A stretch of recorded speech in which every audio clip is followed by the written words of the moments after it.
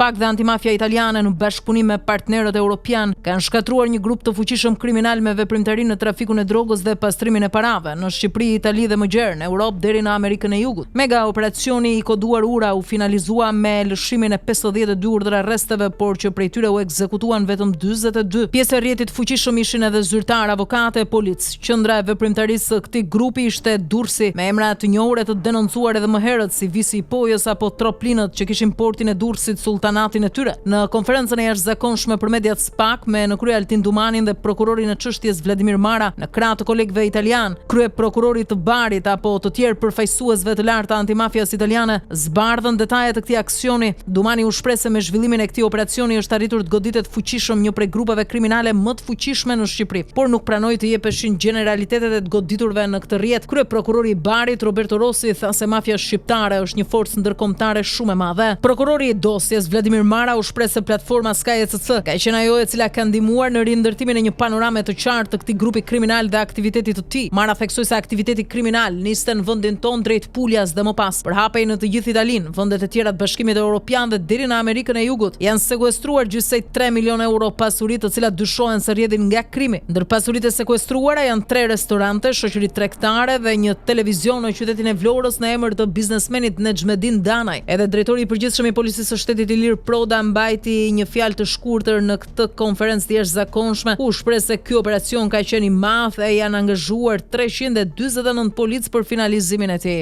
Por me siguri në këtë konferencë Proda ka qenë jo pak në siklet, sepse prokurori i SPAK-ut ja tha përballë për fshirjen e policëve në këtë rrjet kriminal. I pyetur nëse ka pasur dekonspirim, siç ndodh gjithmonë, Proda e mohoi një fakt të tillë, pasi tha se policia e shtetit është përfshirë në këtë mega operacion vetëm një ditë më parë. Nga ana tjetër, krye prokurori i Barit zbërtheu skemën se si shpërndai droga dhe parat mes Italisë dhe Shqipërisë, ku rreth 5 milionë euro kanë hyrë në Shqipëri përmes autobusëve. Sipas krye prokurorit të Barit, personat e përfshirë në këtë rrjet në Itali ja besonin parat agjensive të transportit që bënin rrugën në Shqipëri. Gjatë sekuestrimeve janë gjetur edhe letra të shkruara me dorë me të dhëna financiare të këtij rrjeti kriminal. Ky grup trafikonte kokainë që prej vitit 2016, ndërsa kanë qenë 3 të penduar të drejtësisë, ata që kanë ndihmuar jo pak autoritetet në këto hetime. Rezulton që Adi Çoba të jetë drejtuesi i organizatës, i cili siguronte dhe dërgonte nga jashtë sasi të mëdha heroine e kokaine. Ai koordinonte dhe drejtonte nga Shqipëria aktivitetet e anëtarëve të tjerë të organizatës, shqiptar dhe italian. Në këtë mega operacion kanë ndihmuar Drejtoria Hetimore Antimafia e Barit, autoritetet shqiptare me ndihmën e Interpol, të zyrës së ekspertit për sigurinë në Tiranë dhe të policisë shqiptare, në kuadër të ekipit përbashkët hetimor, ku ekzekutuan edhe urdhër arrestet, me urdhër të Drejtorisë Rajonale Antimafia të Barit dhe Prokurorisë Posaçme Antikorrupsion dhe kundër krimit të organizuar në Tiranë, në koordinim me Eurojust në Hag dhe Drejtorinë Kombëtare të Antimafias dhe Antiterrorizmit të Romës. Pas bardhjes së mega operacionit mes Shqipërisë dhe Italisë, ku godit një rrjet i fuqishëm kriminal, Sali Berisha bëri akuza e deklarata të forta. Sipas Berishës, kokat e këtij grupi kriminal u njoftuan dhe ikën. Unë para jush dhe në mënyrë të përsëritur kam deklaruar se porti i Durrësit është ndëruar në portin e hyrjes më të madhe të kokainës në Europë. E kam deklaruar këtë pas fakteve dhe informacioneve që kam patur. Porti i Durrësit u la jashtë çdo kontrolli. Pirovëngu u lartësuan ministër dhe kontrollin e vërtet të portit e kanë 100% vetëm Troplinët. Aty ka grupe të tjerë, unë mund t'i citoj, por jo. Kokaina hyn e tëra në Shqipëri nëpërmjet Troplinëve. Në këtë drejtim unë përshëndes antimafian italiane. SPAK-u aty ishte, nuk bëri asgjë. Ka muaj e vite që sot ditë dhe nuk bën asgjë. Është operacion në vazhdim, pritë të shohim sa u arrestuan. Janë lëshuar 52 urdhër arreste, nuk u tha se sa u arrestuan apo generalitetet e tyre. Eksponentët kryesorë u njoftuan dhe ikën. Matrixi vazhdon të funksionojë, por unë përgëzoj antimafian italiane. Ervin Doci apo famozi Visi i Pojës ka gjithçka me licencë të Edi Ramës dhe Ulsi Ramës. Pra trafikut kokainës qëndrojnë ata që i kanë lënë portin. Porti është dorëzuar Troplinit, ndaj ai u njoftua tik. Pra po ta marrim kështu, Totorina është në kryeministri, nën Totorina janë mbathi.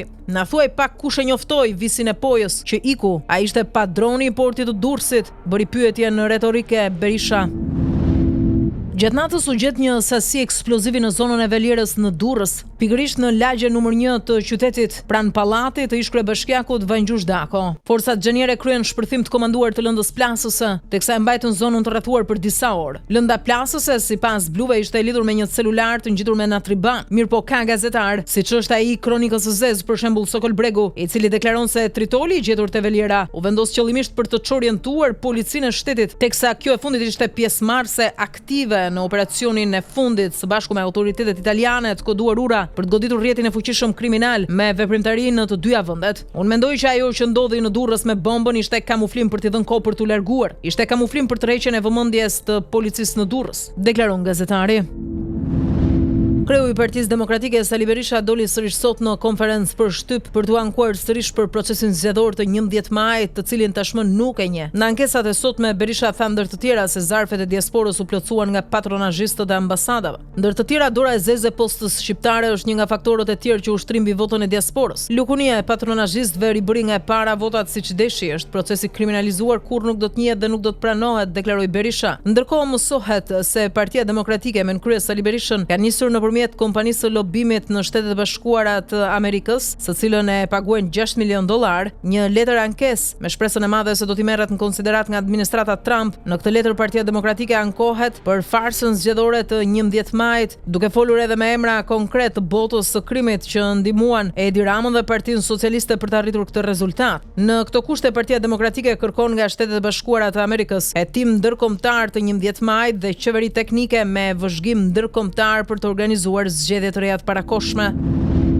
Ndryshe nga Sali Berisha që nuk e njeh marrjen e përgjegjësisë, por ja hedh vetëm fajin kundërshtarit për humbjen e thellë në zgjedhje, Dashamir Shehi bën të kundërtën. Ai është dorëhequr sot si kryetari i LZHK-s, duke marrë kështu direkt përgjegjësi për rezultatin e 11 majit. Në një konferencë të posaçme për shtyp, Shehi u shpreh se mban përgjegjësi për humbjen në zgjedhjet e 11 majit, edhe pse mendon se këto të fundit ishin një farsë mes Partisë Demokratike dhe Partisë Socialiste. Listat e mbyllura, votat e diasporës dhe mungesa e komisionerëve nxorri këtë rezultat. Do të kërkojmë ndryshime kushtetuese, rishikim të reformës territoriale dhe reformë zgjedhore, në të kundërt do vazhdojmë me këto rezultate. Zgjedhjet i humbëm, prandaj për gabimet e mia largohem, i hap rrugë të tjerëve. Nga i gjithë procesi zgjedhor pati një element pozitiv, partitë të reja që çan rrethimin, bravo i qoftë. Uroj të prodhojnë një sinergji politike më të mirë, vetëm kjo është më e mira e këtyre zgjedhjeve, u shpreh Shehi. Në zgjedhjet parlamentare të 11 majit, koalicioni Djathtas për zhvillim i Dashamir Shehit dhe Engeleda Libejait arriti të grumbullonte vetëm 5530 vota.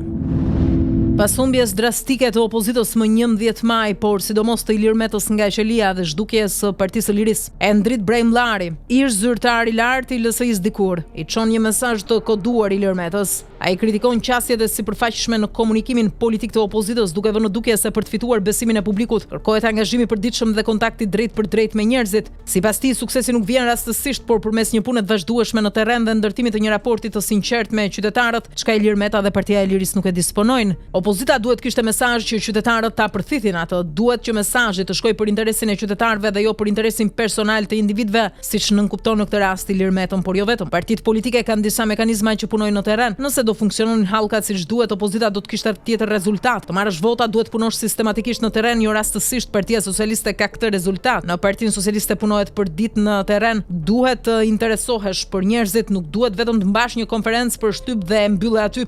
Jo, duhet punosh më tepër me njerëzit. Ka fituar Shqipëria sepse ka fituar rruga europiane e vendit, deklaroi Brejmllari për Partinë Socialiste në siglën e së cilës garoi për zgjedhjet e 11 majit për deputet në listën e hapur të qarkut të Tiranës, edhe pse nuk arriti dot që të hynte në parlament.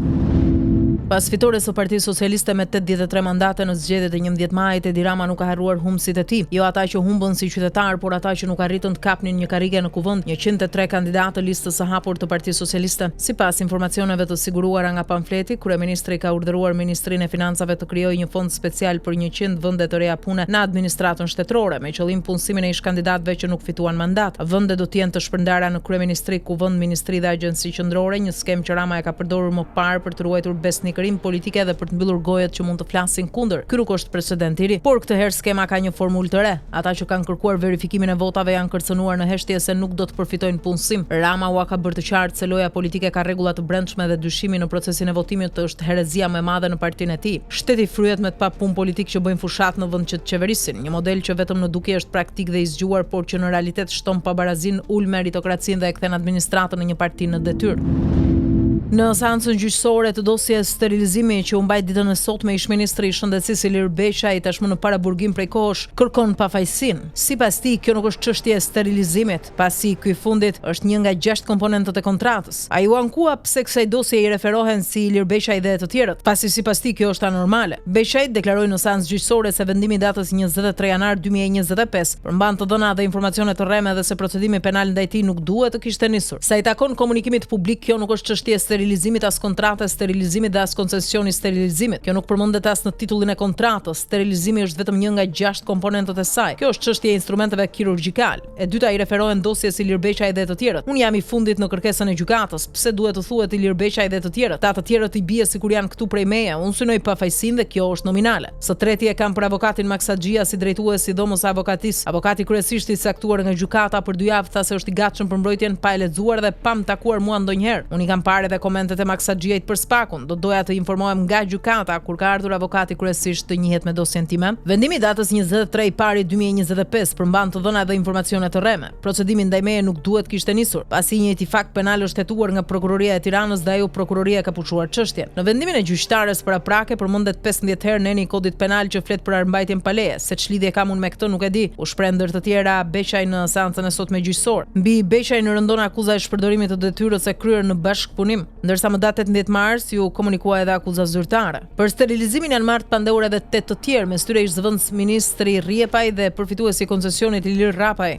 Ndërsa në gjykim shkojnë edhe 6 ish-zyrtarë të Ministrisë së Shëndetësisë, të cilët kanë qenë anëtarë të komisionit të koncesionit të sterilizimit. Më 26 mars 2025, vetëm pak javë përpara zgjedhjeve, kryeministri Edi Rama afirmoi se 2 leje ndërtimi të dhëna për Viron Robaj, një emër që në çdo vend normal do të ishte sinonim i dënimit për jetë, por në Shqipëri është simbol i rikthimit të krimit në zemër të shtetit, me 2 leje të miratuara nga Këshilli Kombëtar i Territorit Robaj përmes kompanisë Eve Construction në bashkëpunim me Kumi Konstruksion dhe Semajo, ka marrë të drejtën për të ndërtuar 2 kulla 20 dhe 21 kate në lungomaren e Vlorës, një kompleks pallatesh 12-13 kate në zonën qendrore të qytetit, në dukje një zhvillim i zakonshëm, por në prapasken një skandal i trefisht, krim penal me vrasje masive në det, financimi i paligjshëm nga jashtë me 20 milionë euro të padeklaruara, ndërhyrje direkte politike për të lejuar përdorimin e këtyre fondeve për ndërtim kulle në tokë publike dhe urbane. Kush është Viron Robaj, një trafikant i dënuar për tragjedinë e 9 janarit 2004 ku u mbytën 21 emigrantë shqiptar në Otranto pasi gomonia e tij u la në mëshirë të fatit. Ai u arratis dhe u arrestua nga Interpol në Perugia më 2015 dhe gjyqtarët e Vlorës në vend të 25 viteve burg që kishte marrë në mungesë i dham vetëm 3. Sot është njeri i lirë dhe më shumë është investitor strategjik i miratuar nga Babloku. Pasi siguroi mandatin e 9 fal tifozëve të Partizanit, Erion Braçe ka bërë thirrjen e parë politike pas zgjedhjeve. Qeveria të paguaj për stadiumin dhe akademinë private të klubit Partizani. Mesazhi i shpërndar është në formë korrekt, por në përmbajtje është një lobim i drejt për të justifikuar dhënien e miliona eurove publike për një investim privat që lidhet drejt për drejt me vëllain e kryeministrit Edi Rama, Ulsi Ramën, dhe mikun e afërt të tij Gazdemin. Në deklaratën e tij Braçe thotë se stadiumi është ndërtuar 100% me fondet e Gazdemit dhe se qeveria ja ka borxh një mbështetje financiare. Por faktet tregojnë tjetër gjë. Me vendim të Këshillit të Ministrave të datës 9 mars 2016, qeveria i ka dhuruar Gazdemit kompleksin sportiv ushtarak Skënderbej me 37.000 m2 tokë dhe 5.164 m2 ndërtesa. Ky dhurim nuk ishte simbolik, ishte bazë për ndërtimin e stadiumit dhe akademisë Partizani. Dhe sipas raporteve të inteligjencës financiare, 50% e pronësisë së këtij investimi është e Ulsi Ramës përmes një kontrate të brendshme që nuk figuron në QKR, por që është denoncuar më parë nga agjencitë antikrim si marrëdhënie ortakërie faktike. Kërkesa e Braçes për të shembur rënojat pranë akademisë në mënyrë që të hapet rruga për ndërtim të ri nuk është për sportin, është për ndërtimin e pallateve të reja. Pjesa e mbetur prej 7.000 m2 që Rama premtoi se nuk do ta jepte, është tani në qendër të presionit politik. Dhe nëse ligji miratohet, ajo tokë do të përfundojë betonuar nga e njëjta dyshe, Gazdemi dhe Ulsi Rama. Kjo nuk është ndihmë për sportin, është kthim borxhi mes klientëve politik dhe përfituesve të heshtur dhe përmes një ligji të përgatitur në mënyrë të personalizuar. Shqipëria do të ketë rastin unikal ku shteti rimburson një stadium privat ndërtuar mbi tokë të falur në pronësi të personave më të afërt me kreun e qeverisë. Gjykata e posaçme e apelit lë në fuqi masën e sigurisë arrest me burg për shefin e komisariatit policisë rrugore të Tiranës Roven Zeka. Mirëpondryshe ka vendosur apeli për kolegun e tij, shefin e hetimit të aksidenteve Sokol Novakut, të cilit ja ka zbutur masën e sigurisë duke e kaluar në arrest shtëpie për shkak të rrethanave familjare. Të 2 zyrtarët, si Novaku dhe Zeka, janë në hetim për shkelje të detyrës së abuzim me kompetencat në kuadër të detyrës së tyre funksionale në strukturat e policisë rrugore. Banka Botërore jep alarmin për cilësinë e arsimit në vendin tonë. Shqipëria renditet ndër vendet me cilësinë më të ulët të arsimit të lartë në Europë dhe në Azinë Qendrore. Banka Botërore thekson se vendi ynë po përballet me sfida të thella në sistemin universitar. Sipas raportit të fundit të Bankës Botërore, mungesa e financimit, kurrikulat e vjetruara dhe ndikimi i politikës e interesave private janë ndër arsyet kryesore që potësonojnë cilësinë akademike në universitetet shqiptare. Universitetet pa investime moderne dhe pa lidhje me tregun e punës po përgatisin të rinj të pa përgatitur për realitetin ekonomik, po ashtu infrastruktura e dobët dhe mungesa e kërkimit shkencor po thellojnë më tej ndekun me vendet e zhvilluara. Në raportin e Bankës Botërore ngrihet shqetësimi për rënien e përparimit ndërbrezor, duke theksuar se fëmijët sot kanë më pak gjasa të jenë më të arsimuar se prindrit e tyre, një sinjal i qartë regresi për vendin. Banka Botërore paralajmëron se nëse nuk merren masa urgjente për përmirësimin e arsimit të lartë dhe lidhjen e tij me tregun e punës, vende si Shqipëria nuk do të mund të arrijnë statusin e një shteti me të ardhurat të larta brenda 1 apo 2 brezash. Në këtë mënyrë Banka Botërore i vë shkelmin propagandës së Edi Ramës, me të cilën fitoi edhe zgjedhjet atë të integrimit të vendit në Bashkimin Evropian në afat shkurtër. Nuk ka tym të bardhë në Kosovë dështon për të 19 herë konstituimi i kuvendit. Edhe sot partitë refuzuan që të formonin një komision për mbikëqyrjen e një votimi të fshehtë për kryeparlamentar. Nga ana tjetër, lëvizja vetëvendosje dhe Albin Kurti nuk heqin dorë nga kandidatura e tyre. Ajo e Albulena Axhiut për të qenë kryeparlamentare e ardhshme, edhe pse kjo e fundit nuk ka arritur të sigurojë dot votat për të 19 herë. Tentativa e radhës, praktikisht e 20-ta, pritet të bëhet më datë 23 maj, ditën e premte. Albin Kurti e thot hapur dhe prerë, nuk të rishet kurrë nga kandidatura e Albulena Axhiut, ndërsa për qeverinë e re është i gatshëm të bëjë kompromis, edhe pse në këtë drejtim nuk ka asnjë lajm. Prej 2 marsit të këtij viti, ripi i Gazës është kthyer në një burg të hapur, ku uria, mungesa e ujit dhe barnave kanë marrë jetën e të paktën 326 njerëzve, shumica fëmijë. Mbi 1.17 milion njerëz po përballen me uri ekstreme dhe pas një dyshim kjo është kriza më e rëndë e urisë së shkaktuar nga njeriu që prej luftës së dytë botërore. Kryeministri izraelit Benjamin Netanyahu jo vetëm që ka ndaluar hyrjen e ndihmave humanitare në Gaza, por ka shkatruar tërësisht infrastrukturën jetike. E përballë kësaj situate, gjenocidit heshtur komunitetin ndërkombëtar, po hesht po ashtu. Organizata e Kombeve të Bashkuara jep alarmin se 14.000 foshnjë janë në prag të vdekjes nëse nuk hapen menjëherë korridoret humanitare. Ndërkohë Izraeli nuk po ndal bombardimet në Gaza, vetëm gjatë orëve të fundit janë vrarë 19 persona, shumica prej të cilëve fëmijë. Mëngjesin e sotëm në kryeqytetin spanjoll u ekzekutua Andrej Portnov, një avokat dhe politikan i njohur i Ukrainës, dikur bashkëpunëtor i ngushtë i ish-presidentit Viktor Yanukovych. Autoritetet spanjolle kanë nisur hetimet për zbardhur rrethanat e kësaj vrasje. Sipas mediave spanjolle, vendi i krimit ishte shkolla amerikane në periferitë të Madridit, ku Portnov po i qarkullonte me fëmijët e tij. Në drejtim të Portnov është qelluar 5 herë nga një ose 2 vrasës, pasi dinamika është ende e pazbardhur. Siç raportonin sot mediat ndërkombëtare, që nga pushtimi rus i Ukrainës në shkurt të vitit 2022 janë regjistruar disa krime që përfshin Rusë dhe Ukrainas të profilit të lartë në Spanjë. Duket se itinerari i autorëve i ngjante një filmi spionazhi nga Kievi në Madrid përmes Rusisë.